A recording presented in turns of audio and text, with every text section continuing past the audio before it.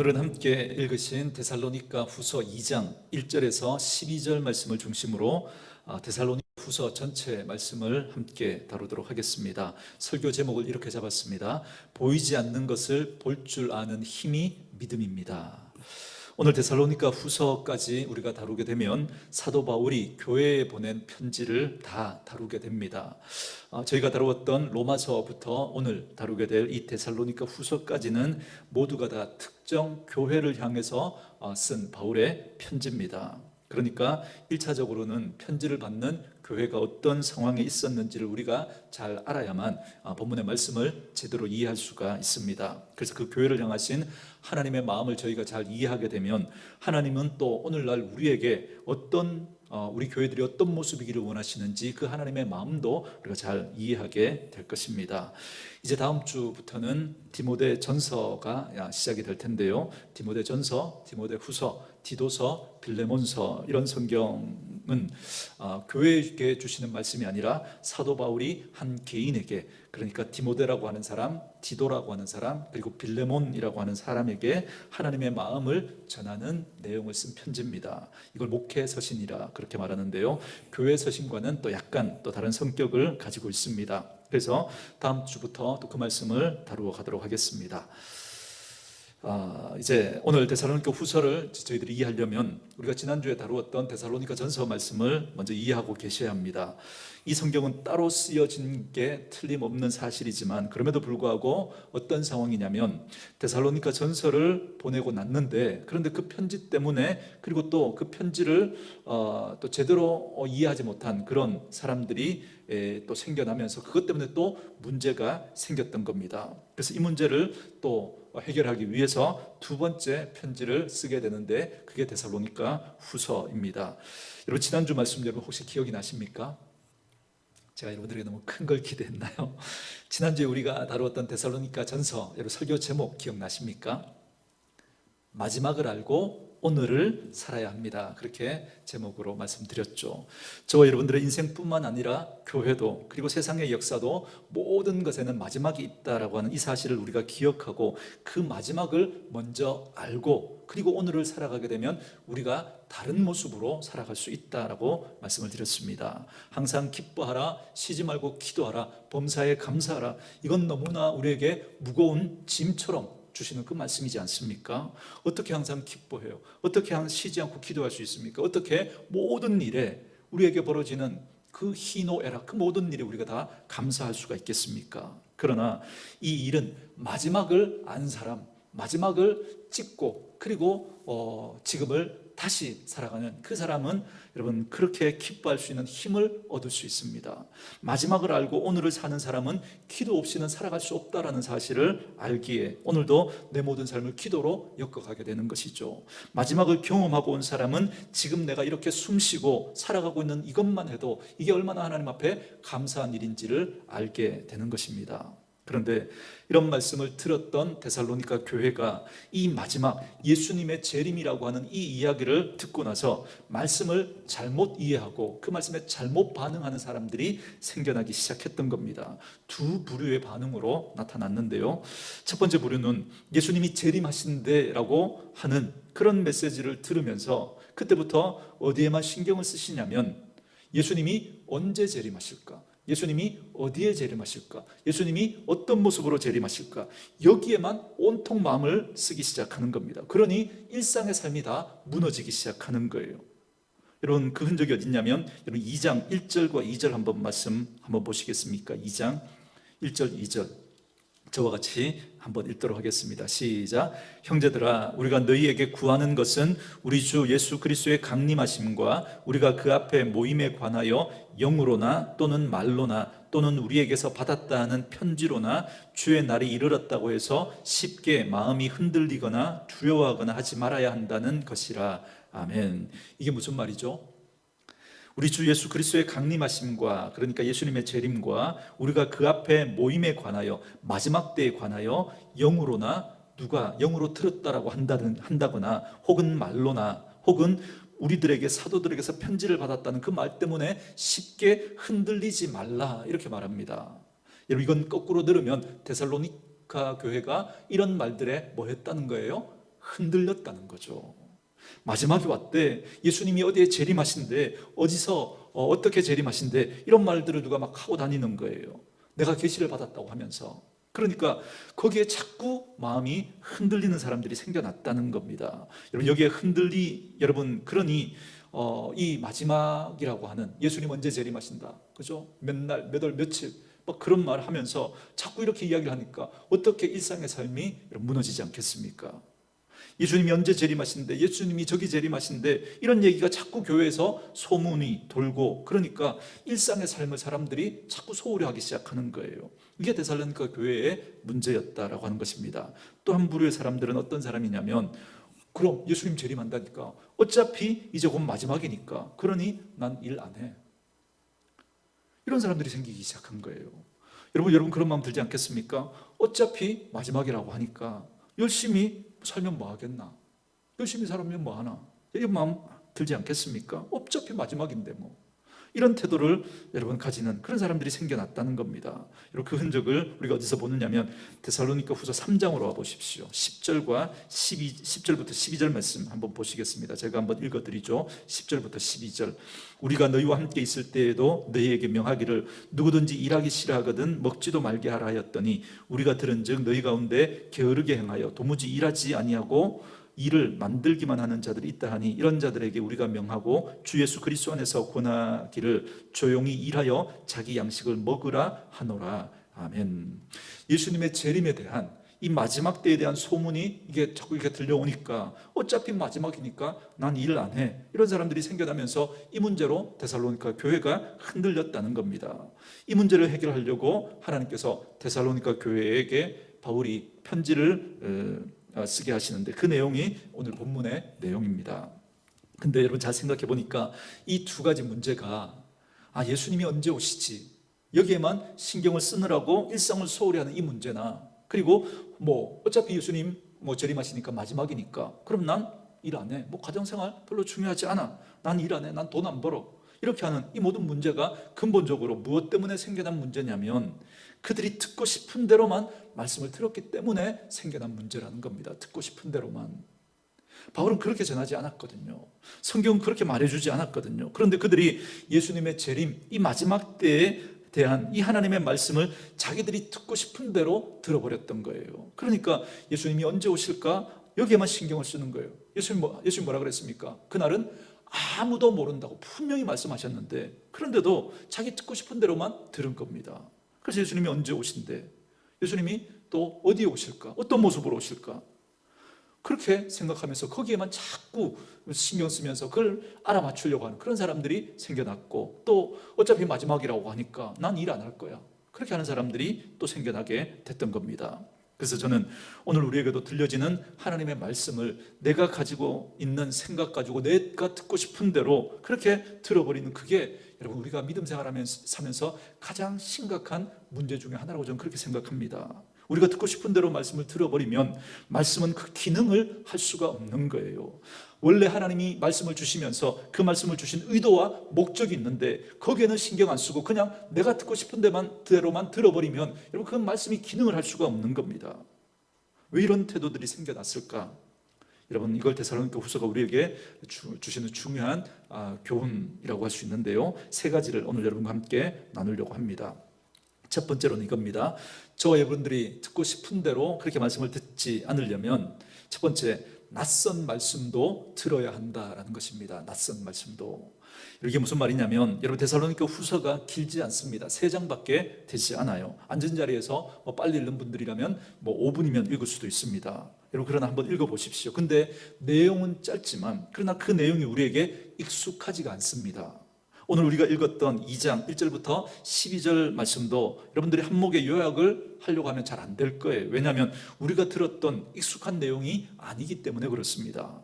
만약에 남편들아 아내를 사랑하라, 아내들아 남편에게 복종하라, 상전들아 종들에게 이렇게 해라, 종들아 상전들에게 이렇게 해라, 아비들아 자식들에게 이렇게 해라, 자식들아 아비에게 이렇게 해라, 이런 말씀이라면 여러분 그 내용이 구체적으로 어떤 걸 이야기하는지 잘 몰라도 거부감 없이 그렇게 하는 거구나, 우리는 그렇게 받아들일 수 있습니다. 그런데 오늘 본문의 말씀을 여러분들 읽으셨는데 이게 무슨 내용인지 정확하게 이해하기가 쉽지 않을 겁니다. 왜 그럴까요? 우리가 잘 듣지 않았던 낯선 주제이기 때문에 그렇습니다. 우리가 믿음 생활하면서 예수님의 재림의 때에 어떤 일이 일어날까? 그때 일어날 징조들을 어떻게 분별할까? 그 사건들을 어떻게 이해하고 있어야 하는가? 여러분, 이런 말씀들은 우리가 평상시에 잘 생각해 보지 않았던 주제거든요. 그러니까 평상시에 많이 생각해 본 주제가 아니니까 잘못된 가르침을 전하는 그런 사람들에게도 우리가 쉽게 여러분 빠지는 그런 일들이 생겨날 수 있습니다. 그 대표적인 예가 음모론이죠. 음모론.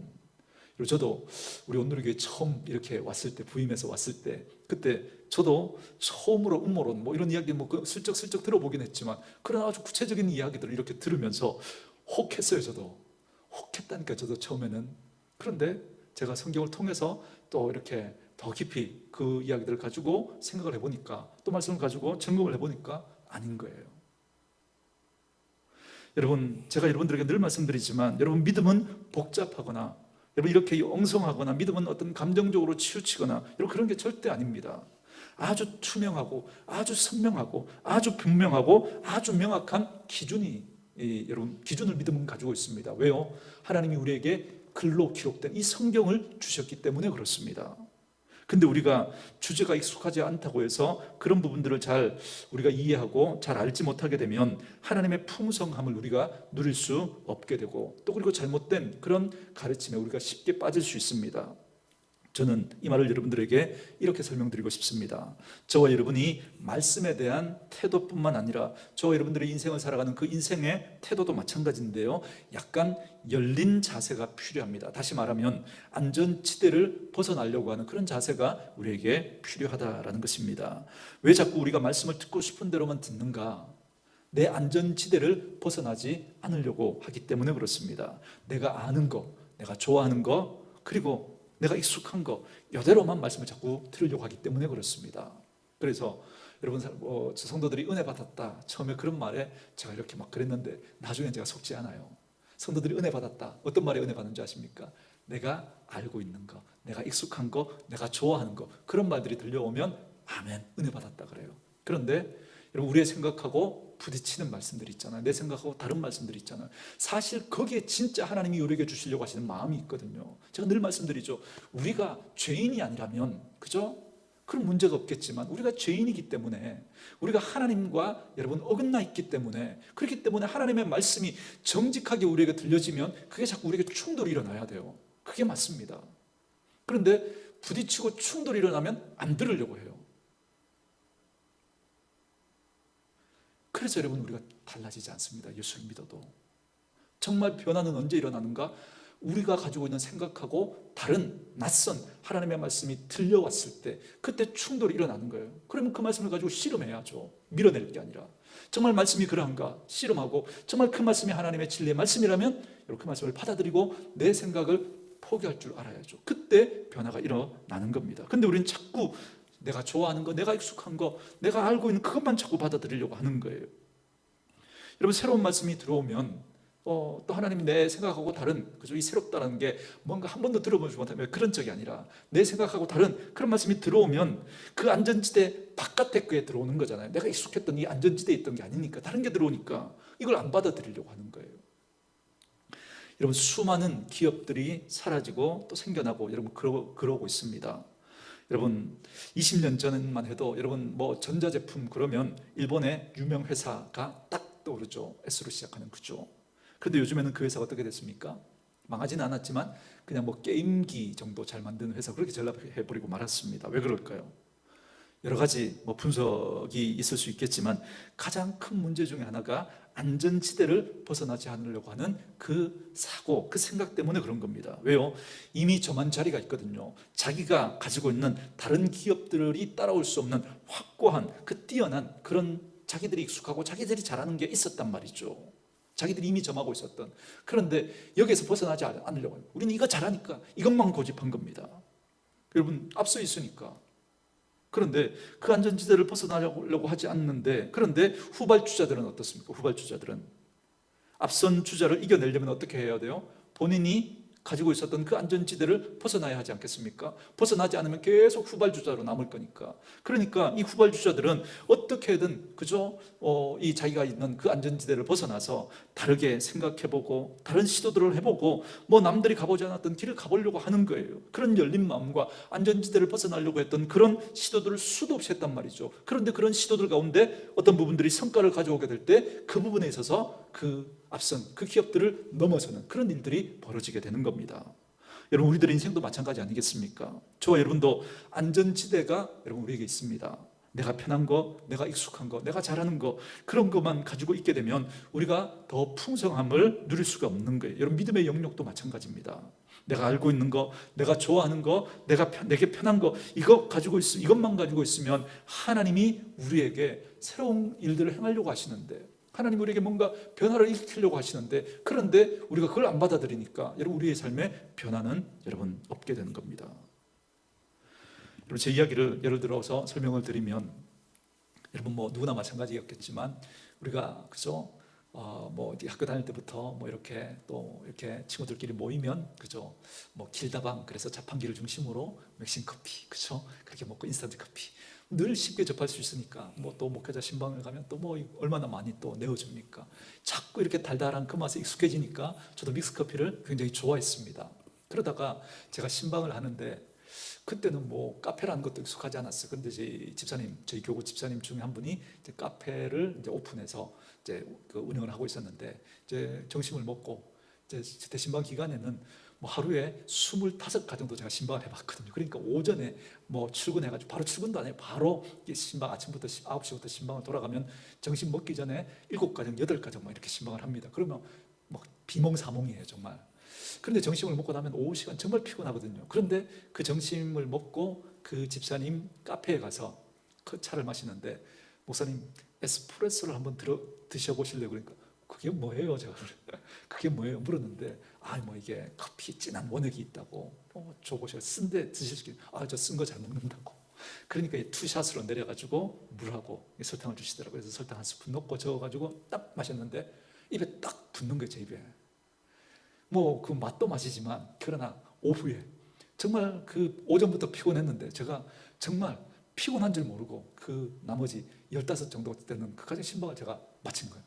와, 그러면서 이야, 이런 신세계가 있구나. 그러면서 제가 커피에 대해 관심을 가지기 시작하면서 어떻게 하면 집에서 커피를 먹을 수 있을까 막 이렇게 해보면서, 그때 뭐 드론기에서 나온 에스프레소 머신을 하나 구입을 했는데 뭐 제대로 내려지지도 않죠. 그렇게 시작을 해서 이제 커피에 대해서 책도 보고 또 뭐 여러 전문가들을 통해서 이야기도 듣고 뭐 이렇게 하면서 집에서 로스팅도 하고 뭐 이렇게 하다 보니까 지금까지 이제 오게 된 겁니다.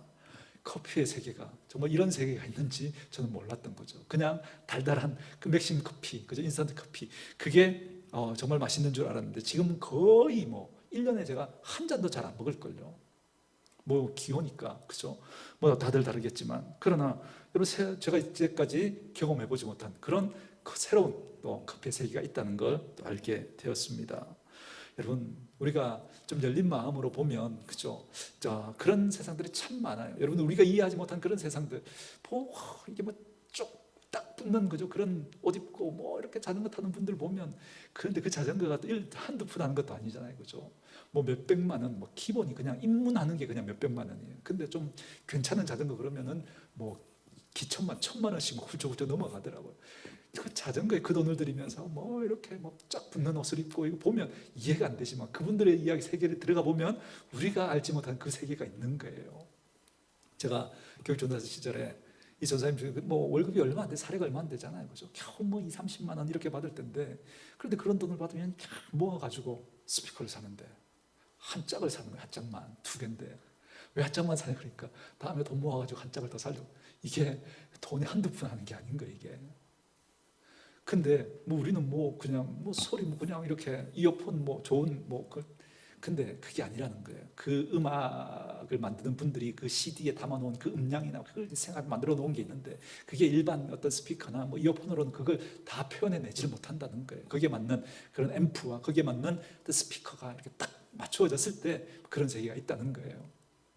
뭐 조금 이해를 하는데, 여러분, 제가 교육자 수련회를 가면서 그 속초에 가보면 참소리 박물관이라는 곳이 있습니다. 여러분 뭐 가보신 분도 계실지 모르겠는데 그 박물관을 다 돌고 나면 마지막에 한 방으로 그렇게 안내를 하는데 거기 가보면 정말 최고의 음향 시설을 갖춰놓고 거기에서 음악을 틀어주는데 정말 달라요. 완전 소리가 완전 다릅니다. 완전. 여러분 우리가 없었던 게 그런 세계가 없었던 게 아니죠. 우리가 몰랐던 거죠. 오늘 저와 여러분의 믿음 생활도 마찬가지입니다. 난 예전에 이렇게 믿음 생활을 했어. 난 이렇게 말씀을 들었어. 난 이런 게 익숙하고 이런 게 편안해. 그런데 그것만 고집하게 되면 하나님의 낯선 말씀들, 새로운 말씀이 우리에게 들어올 수가 없게 되는 거예요. 그것만 고집하면. 오늘 왜 데살로니가 교회 식구들은 왜 이런 어려움에 빠지게 됐을까? 내가 가지고 있었던, 다시 말하면 우리말로 표현하면 선입견, 고정관념, 내 주관이라고 하는 걸 너무 주장하면서 결국 내가 가지고 있는 걸 가지고 그렇게 말씀을 다 재단해버렸던 거예요. 내가 듣고 싶은 대로 말씀을 바꿔버린 거죠. 여러분 그러니까 여러분 그 하나님의 말씀이 우리에게 제대로 들리지가 않는 겁니다. 혹시 우리들도 그렇지 않은가라고 하는 겁니다. 저는 바라기는 우리 온누리교회 식구들은 낯선 말씀이 내게 다가올 때 그것이 내 안전지대를 좀 위협하는 것처럼 느껴질지라도 하나님의 말씀을 가감없이 그대로 받아들일 수 있는 그런 은혜가 있기를 원합니다. 그러면 그 말씀의 세계로 우리가 들어가는 그런 은혜가 있게 될 줄 믿습니다. 저는 저와 여러분에게 그런 은혜가 있기를 주님의 이름으로 축원합니다. 그래서 여러분 믿음은 들음에서 난다라고 하는 게 정말 맞습니다. 들음에서. 왜요? 여러분 믿음은 어느 날 한순간에 뭔가가 확 뒤집어지는 여러분 그런 일은 없습니다. 그런 일은. 우린 자꾸 그걸 기대하죠. 아니요. 그게 아니라 말씀이 들려져야 돼요. 말씀이 들려지잖아요. 그러면 거기에 내 마음을 조금씩 열어가는 겁니다. 내 안전지대를 포기하고 문을 조금씩 열기 시작하면 내 생각과 다른 그 하나님의 말씀이 자꾸 우리 가운데 들어오잖아요. 유입이 되잖아요. 그러면 딱딱해졌던 우리의 마음이 여러분 그렇게 새로운 것을 자꾸 허용하게 되니까 부드러워지게 되는 겁니다. 그런데 우리가 마음을 닫고 새로운 말씀을 우리가 들으려고 하지 않잖아요. 점점 딱딱해지는 거죠. 새로운 소식이 허용되면 내 마음이 부드러운 마음이 되고 변화의 가능성이 있는 그런 유동적인 그런 믿음의 모습을 가질 수가 있는데, 그런데 새로운 걸 듣지 않고 받아들이지 않으려고 하면 여러분 변화는 있을 수가 없는 것이죠. 저는 우리 사랑하는 온누리교회 식구들이 정말 하나님의 새로운 큰 말씀에 여러분들의 마음의 문을 열고 들을 수 있는 은혜가 있기를 주의 이름으로 축원합니다. 그래서 제가 그런 표현이 생각났습니다. 저는 우리 온누리교회 식구들이 스펀지 같은 그런 분들이었으면 좋겠다라는 그런 마음이 듭니다. 스펀지. 여러분 돌 같지 않으면 좋겠다라는 거죠. 물론 돌이 가지고 있는 장점이 있죠. 한번 새겨지면 잘 지워지지 않는다는 거예요. 그렇죠? 그렇지만 그러나 이게 새겨지기가 너무 힘든 거예요. 너무. 그러나 우리가 스펀지 같이 잘 흡수하고 또 아는 것들은 또 잘 배출해낼 줄 아는 그죠? 그런 모습으로 저는 우리 사랑하는 온누리교회 식구들이 그런 영혼이 되어주시길 주의 이름으로 축원합니다. 두 번째로 여러분 데살로니가 후서를 통해서 저희가 기억할 건 뭐냐면 겉만 보고 모든 것을 판단하지 말아야 한다라는 겁니다. 겉만 보고. 무슨 말씀이냐면 이 데살로니가 후서를 기록하고 있는 이 교회에 문제가 생겼는데 그 문제가 뭐냐면 말씀드린 것처럼 예수님의 재림에 대해서 너무 신경을 쓰다가 보니까 여기저기에서 막 내가 재림 예수다, 예수님이 언제 몇 월 며칠 어떤 모습으로 재림하신다 막 이런 말들이 자꾸 들려오기 시작하는 겁니다. 근데 여러분 희한하죠? 그런 말들이 지금도 들려오고 있습니다. 지금도 우리나라에 하나님의 부인이 계신 거 아십니까? 하나님의 부인. 자기가 하나님의 부인이래요. 제가 예전에 어떤 자료에서 보니까 하나님이 아니라 자기가 하나님 부인이라 그러는데, 그런데 이분은 아주 뭐 금관 같은 것들 막 쓰고 자신을 막 이렇게 막 높이는데 막 한복을 입고 좀 화려하게 그렇게 옷을 입었습니다. 더 희한한 건 그분을 따르는 분들이 있다는 거예요. 그분을. 여러분 이해되십니까? 어떤 분은 남편이 하나님이셨대요. 남편이. 그런데 그분은 죽으면 안 돼요. 죽으면. 그런데 그분이 죽은 거예요. 벌써 돌아가셨어요. 그랬더니 이제는 그분의 아내가 자기가 하나님의 어머니래요. 그분이 이제 자기는 하나님의 어머니랍니다. 여러분 이해가 되십니까? 그런데 그분을 따라다니는 그런 분들을 따라다니는 사람들이 우리나라만 해도 수만 명 있습니다. 그리고 내가 재림 예수다라고 주장하는 분들이 뭐 벌써 예전에 봤는데 30몇 분이 우리나라에 있답니다. 우리나라에만. 그런데도 지금 그들을 따라다니는 사람들이 여러분 얼마나 많은지 몰라요. 왜 그럴까요? 왜 그럴까요? 터무니없는 그런 이야기들을 하는데 왜 그들을 따라다니는 사람들이 나타날까요? 그들에게 신기한 능력과 기사와 표적이 나타나니까 그래요. 여러분 여기 한번 말씀 찾아보시겠습니까? 2장 9절로 오십시오. 데살로니가 후서 2장 9절 말씀 같이 한번 말씀 읽어볼까요? 2장 9절 읽습니다. 시작. 악한 자의 나타남은 사단의 활동을 따라 모든 능력과 표적과 거짓 기적과 10절은 제가 읽습니다. 불의의 모든 속임으로 멸망하는 자들에게 있을 것이다. 이렇게 말합니다. 이게 무슨 말이죠? 그런 악한 자들에게, 거짓 그리스도들에게 뭐가 나타났냐면 그들에게도 표적과 모든 능력과 거짓 기적이 나타난다는 거예요. 그러니까 사람들이 그 겉모습만 보고 이 사람이라면 진짜라고, 이런 능력을 행하느라면 가짜가 아니라고 그렇게 생각해 버리는 겁니다. 그러면서 그를 따라다니는 거예요. 그러나 여러분, 진리는 어느 현상을 보고 판단하는 게 아니라 어떤 기준을 가지고 평가해야 됩니다. 현상을 가지고 따라가면 여러분 반드시 여러분 속습니다. 기준을 가지고 평가하셔야 됩니다. 여러분, 이제부터 이 마지막 때에 대해서 예수님이 미리 해주신 말씀을 우리 살펴볼 텐데요. 여러분 말씀 한번 들어보실래요? 본문 표시하시고 마태복음 24장으로 한번 와보십시오. 마태복음 24장, 신약성경 41쪽이죠. 마태복음 24장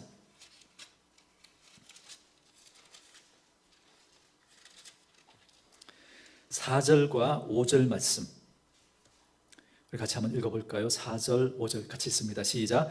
예수께서 대답하여 이르시되 너희가 사람의 미혹을 받지 않도록 주의하라. 많은 사람이 내 이름으로 와서 이르되 나는 그리스도라 하여 많은 사람을 미혹하리라. 아멘. 그리고 3절 후반부에 보면 예수님의 제자들이 묻습니다. 주의 임하심과 주의 재림과 세상 끝 마지막 때에 무슨 징조가 있겠습니까? 그때 예수님이 하신 말씀이죠. 예수께서 대답하여 이르시되 너희가 사람에게 미혹을 받지 않도록 주의해라. 사람들이 이렇게 할 것이다. 5절 말씀요. 많은 사람이 내 이름으로 와서 이르되 나는 그리스도로 하여 많은 사람들을 미혹하게 될 것이다 라는 거예요. 보세요. 예수님이 친절하게도 미리 다 말씀해 주셨어요. 그럴 뿐만 아니라 여러분 23절로 오시겠습니까? 23절 제가 읽어가면서 설명하죠. 그때 사람이 너희에게 말하되 보라 그리스도가 여기 있다 혹은 저기 있다 하여도 믿지 말아라.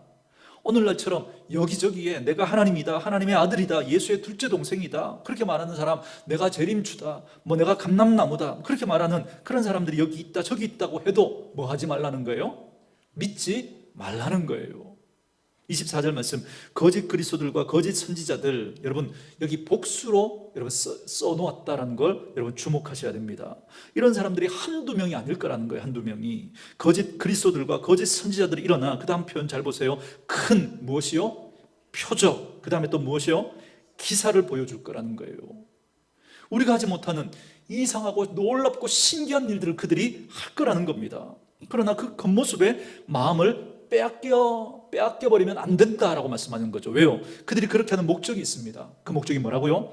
할 수만 있으면 택한 자들로 미혹하려고 하기 때문에, 택한 자들을 미혹하려고, 그래서 그들이 그렇게 한다는 거예요. 25절 보세요. 보라 내가 너희에게 미리 말해. 예수님이 미리 말씀해 주셨잖아요. 내가 이렇게 미리 말해 놓을 테니까 앞으로 너희에게 이런 일들이 생기거든 그 겉모습 현상만 보고 따라가지 마라, 미혹되지 마라. 지금 주님께서 그렇게 말씀해 놓는 겁니다. 26절요. 그러면 사람이 너희에게 말하되 보라 그리스도가 광야에 있다 하여도 나가지 말고 보라 골방에 있다 하여도 믿지 말아라. 아무리 놀라운 말씀을 하고 아무리 놀라운 일을 행하는 그런 사람들이 있다 그러고 그리스도가 절대 그런 말에 미혹되어서 가지 말라는 거예요. 절대로. 왜요? 그건 기준에 맞지 않기 때문에. 기준에.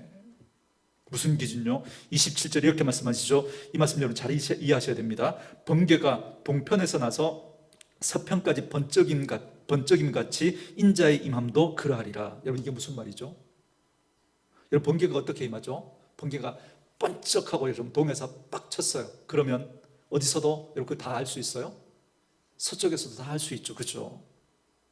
여러분 예수님의 재림이 그렇다는 거예요. 예수님이 재림하셨대, 예수님이 저기 오셨대. 그러면 저기 있는 이 사람만 알 수 있을까요? 아니요. 이쪽에 있는 모든 사람들이 다 알 수 있도록 안다는 거예요. 저 사람이 내가 재림 예수를 하고 그저 그렇게 주장하면 여기서도 다 알고 있어야 된다는 거예요. 이 사람들만 알고 다른 사람들은 모르게 그렇게 예수님 재림하는 일은 없다는 겁니다. 동에서 번개가 번쩍하면 서쪽에서도 이미 그 번쩍임을 다 여러분 아는 것처럼 예수님이 진짜로 임하셨잖아요. 그러면 저와 여러분들도 다 알게 될 거라는 거예요. 저기 있는 저 사람들만 아는 게 아니라 모든 사람들이 다 알게 될 거라는 거예요. 절대 그런 말에 속지 말라는 거예요. 이럴 수 없다는 거예요. 이건 다 가짜라는 거예요. 아니, 그들에게 신기한 표적이 나타나는데요, 네, 그래도 가짜예요. 아니, 목사님, 정말 어디서 듣도 보도 못한 그런 말씀을 하는데요, 네, 그래도 가짜입니다. 그분이 막 병자들도 막 고치던데요, 네, 그래도 가짜입니다. 예수님이 이 땅에 재림하시면 동에서 번개가 번쩍하면 동시에 여러분 서쪽까지 번쩍임 같이 그렇게 온 세상이 다 알 수 있도록 그렇게 임하신다고 분명히 말씀하셨잖아요. 그러므로 사랑하는 성도 여러분, 저와 여러분들이 믿음의 삶을 살아갈 때 겉만 보고 현상만 보고 여러분 그렇게 판단하면 안 됩니다. 그것만 보고 따라가면 안 됩니다. 성경이 기준이 되셔야 합니다. 성경이, 말씀이 기준이 되어야, 그래야 여러분이 미혹되지 않을 수 있는 거예요. 저는 우리 사랑하는 온누리 교회 식구들이 그런 분들 되어줄 수 있기를 주님의 이름으로 축원합니다. 마지막 세 번째로는 하나님이 아직도 일하고 계심을 꼭 기억하셔야 합니다. 왜 우리들이 현상에 자꾸 마음이 빼앗기며 살아가게 될까? 이런 느낌 들기 때문인 거죠. 여러분, 오늘 데살로니가 후서 2장 6절부터 8절에도 그런 말씀이 나오는데요, 불법한 자가 나타날 것이다, 이 사람들을 미혹하게 될 것이다. 그러나 약속하시죠. 그러나 주님이 다시 오시면 그들을 패하실 것이다 말씀하십니다. 주님이 다시 오시면 그렇게 불법을 행하면서 사람들을 미혹했던 그런 사람들을 다 하나님께서 패하실 거라는 거예요. 여러분, 이게 무슨 뜻이죠? 지금 세상이 그들 마음대로 움직여가는 것 같지만 아니다. 예수님이 지금도 일하고 계신다는 거예요.